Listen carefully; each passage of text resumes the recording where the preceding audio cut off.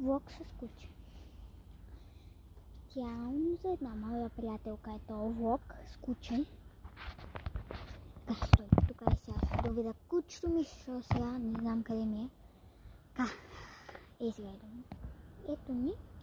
Така, както виждате, съм навън. Сега ще имаме влог с куче навън. Сега, или какво искаш да правиш? Сега ще видим. Ето ни сега. Айра, къде си? Айра! Така да.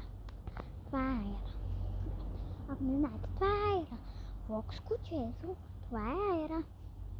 Тя не знам какво иска сега да прави. Така че аз не знам какво иска да прави. Там да си скрита. Защо ме гледа, че не ме гледа? Добре.